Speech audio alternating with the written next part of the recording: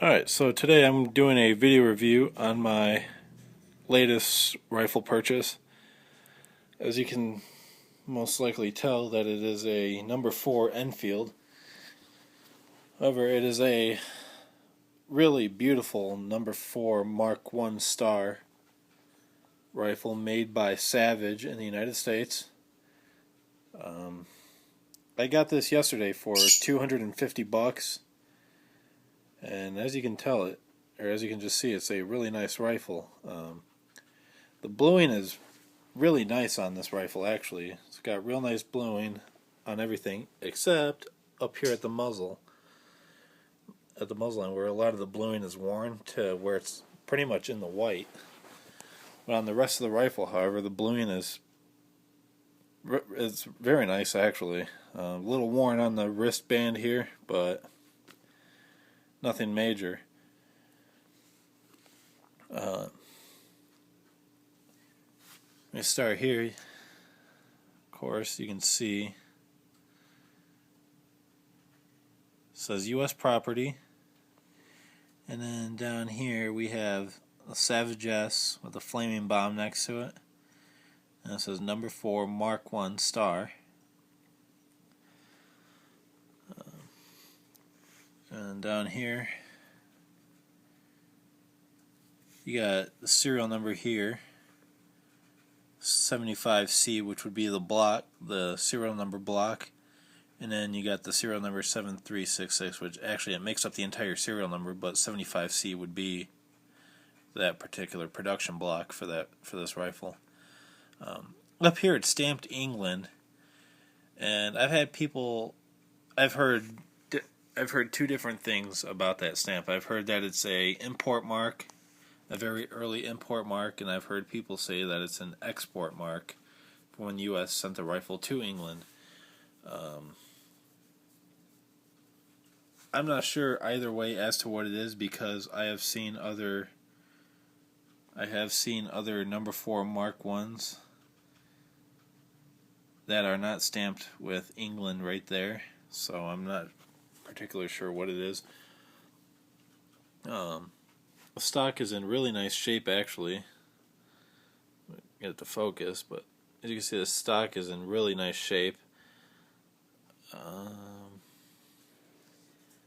I'm thinking that it has been refinished, like the stock was sanded and refinished, because it's in really nice shape. And there are no stamps or cartouches anywhere on the stock except for under here on the front. Let me see if I can. I'm not going to hassle with it, but underneath the front right here on the stock, there is a serial number that matches to the rifle itself. All the parts on this rifle that are numbered do match the serial number. The stock matches it. Release the magazine here. This thing's a pain in the ass to get to come out. There we go. As you can see here on the bottom of the magazine, it's stamped with the matching serial number.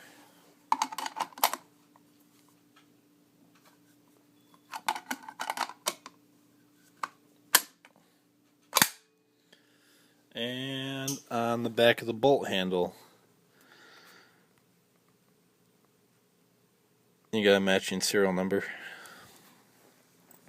All the little parts on this rifle, every little part that's stamped is stamped with the Savage S, which leads me to believe that the rifle is pretty much in original condition, or in its original, well, yeah, pretty much original condition except for the stock, although I'm not sure if the stock has been refinished or what.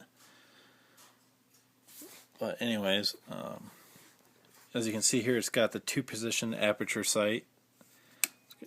It's got the 2-position Mark II aperture sight.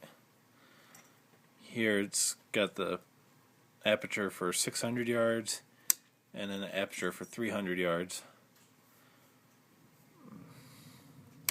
You see that the receiver, the charger clip bridge here is cut out for the Mark I folding sight, the micrometer sight, and I believe the Yeah, I believe the Mark III sights also fit down in here. The stamped sights, I had the stamped slider that you just depressed a button on the side and you slid it up and down. It wasn't like the micrometer where you would just like turn a little dial and it had a worm screw that would raise the aperture up and down. I thought about getting an aperture for this, a micrometer rear sight for this, a Savage Mark 1, but I'm not sure if I want to do that. Of course, I'm not going to get rid of the rear sight just so I have it to put it back in the way it originally came. But it's just something about the micrometer sights that attract me more to them. It's just, well, I'm sure these sights work just fine. They seem a little too simple, especially because I like shoot.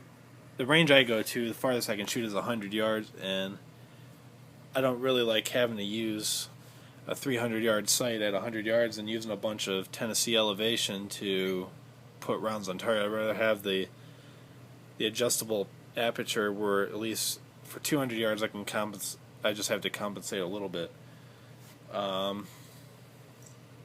Anyways,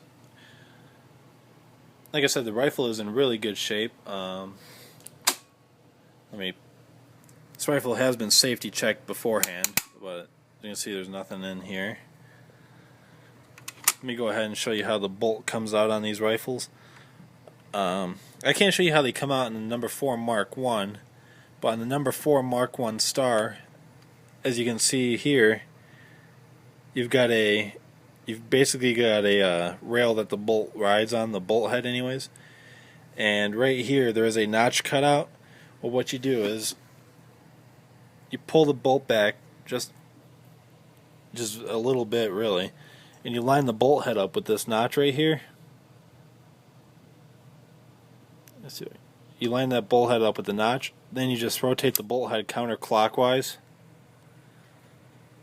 and then the bolt slides right out of the receiver. And to put the bolt back in, you just go in the reverse order. You have the bolt head in the vertical position lined up with the guide rib and the locking lug on the bolt, and you just hold on. It's kind of hard to do with one hand. I'm using my phone to film this. Alright, there we go. And you just push it forward. Now, in order to get it to the notch again, because at this point the sear starts to engage the cocking piece, you'll have to depress the trigger to get the bolt to slide a little bit forward, and then you just rotate the bolt head down. You may have to adjust the bolt slightly so it goes down to that notch, and then the bolt head just rides on that rail again. Really smooth bolt action on these rifles. Can't really do it one-handed from the position I'm sitting in, but it's got real smooth action, as the Lee Enfields are known for. It did come with a khaki-colored British World War I sling. As you can see here, let's see if I can. It says Warrings 1917. I did order a Savage sling. However, I was told that the British did use World War I slings on the number 4 Mark 1s, because just if they had them lying around, they used them. It wasn't like they weren't going to use them because they weren't new production or new issue slings, so they used whatever they had. Neat thing about this sling really is, I don't know how it got here, because for all I know, it could be from the original owner, but I found with a ultraviolet, with a UV light, like a UV pen light that I have, that this right here kind of glowed a purplish color, and that came, like, basically what that means is that this is blood here on the sling. So I don't know what it could be from, if it could, like, you got a little bit up here as well, but it's kind of neat that the sling has some blood on it, and it's got a little bit there as well. Kind of weird how it's just like in these little spots, but who knows what it could be from, if this rifle was used at all, or if it could just be that the previous owner had cut himself and got blood on the sling. But I don't think I'm going to replace the sling on it. I think even though I did get the Savage sling, I might use it. I don't know. and I'll just put this sling up and store it somewhere. And I don't know, maybe I'll just keep it on the rifle. Who knows? But I did order about 300 rounds of British 303 for it. I did order about 40 charger clips as well, and I got a spike bayonet for the front, fit on the muzzle. So that should be coming in the mail in the next couple weeks, or coming from UPS anyways, not the mail, but so I can't wait to get that. And let me show you the bore here on this rifle. It is a really nice bore. Let me get the bolt out again. Let me see if I can, probably have to go from the other end.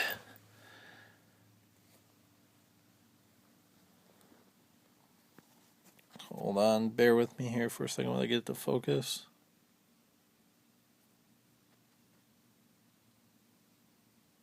And, I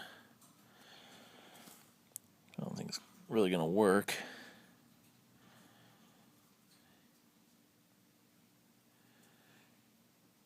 Hold on, let me try to get some light on the other end.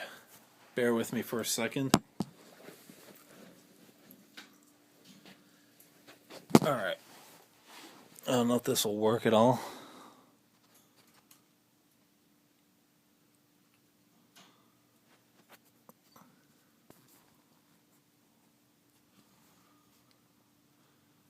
I can't really see it.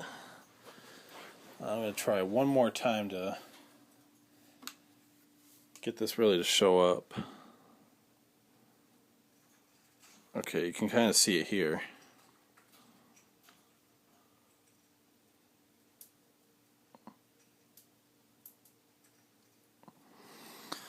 Oh, if I can get the focus now. This is probably one of the hardest parts to do with this rifle.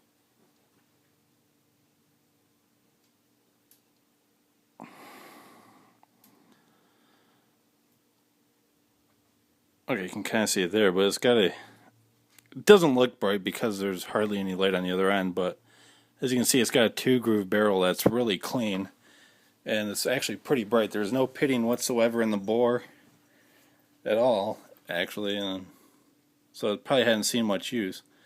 But anyways, I don't want to make this video too much longer. You can see here it's got a brass butt plate on it. But this is my new number 4 Mark 1 Star Savage made Lee Enfield, made in late 1943. And thank you for watching. I'll do more videos in the future.